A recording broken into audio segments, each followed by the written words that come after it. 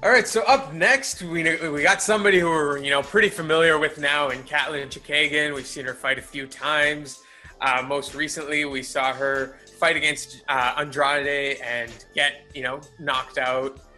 Nice body shot there that killed her. She's taking on Cynthia Calvillo, also another very credible, formidable fighter.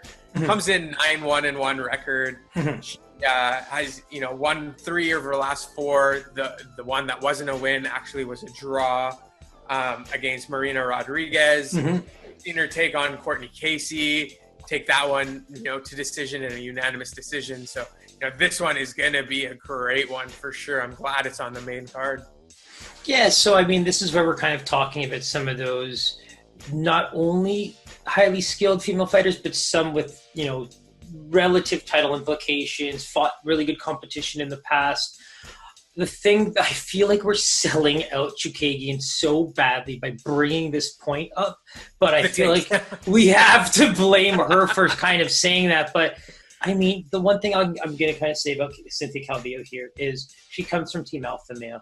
They pride themselves on their ability to kind of work the grappling, work the takedowns, get some ground and pound, work some rear naked chokes and things like that, right?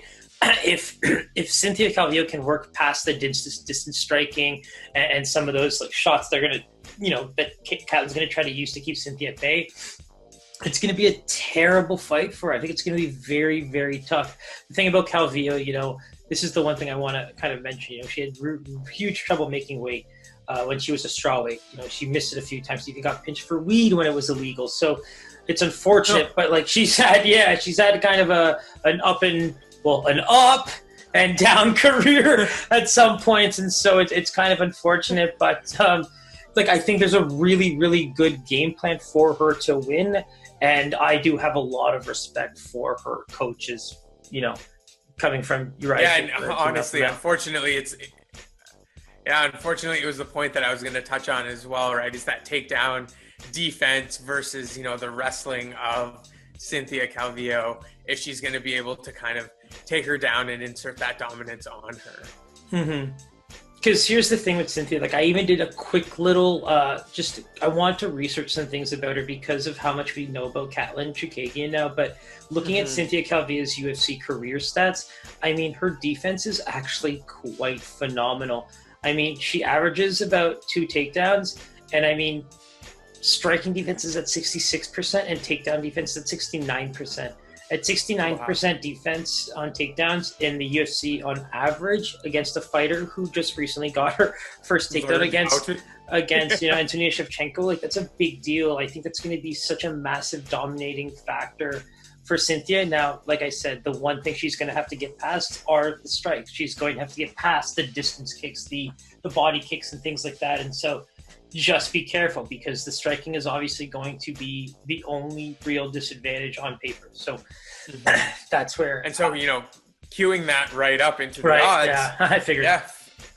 Favorite and number, please. I'm going to say Cynthia Calvillo, and I am going to give her just a flat minus 200. Boom. Boom. No handshaking on this one, man. Yeah, so I mean, she comes in at that minus 215. It's right in line with our analysis. If she, goes by her strategy, is coached well, and sticks to her guns, I don't see a reason why she doesn't win this one. Keep that distance for the striking, take her down, ground and pound, keep that dominance on the wrestling aspect, and, you'll coast to victory. You kind of said it perfectly. And I will say, my guy, if there was a fight where I had to pick, from a pick'em perspective, the lock of the card, especially right now as we go through the card, I just don't see where Cynthia Calvillo is not the lock on the card. Okay. Right. Yeah. All right. That gets me excited. So. I really don't, because I just even if we kind of flip, the 4 inches, I keep bringing it up, right? The 4-inch height and the reach advantage, I just keep bringing up the same thing that will be the disadvantage. But I do think that she's going to be able to get past those strikes. I just don't see it being a difficult thing for her, and that's where the wrestling is going to play way bigger of a part than the reach for sure. As usual, hit that bell button, hit that subscribe. Ding, ding, You know, ding, we ding. love all you guys. We love you tuning in. So continue to do so. We really appreciate it. Our Instagram is there. Our Twitter is there. Give us a follow. Give us a comment.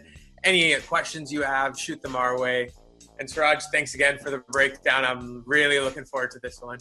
Yeah, I mean, I think we probably had some of the most fun looking at this one together and breaking down some of these cards and watching some live little videos there. So, I'm really excited. I think it's despite it not having the names people are used to, especially for a card dubbed as a pay-per-view with UFC 255, it's going to be good. It's going to be really, really good.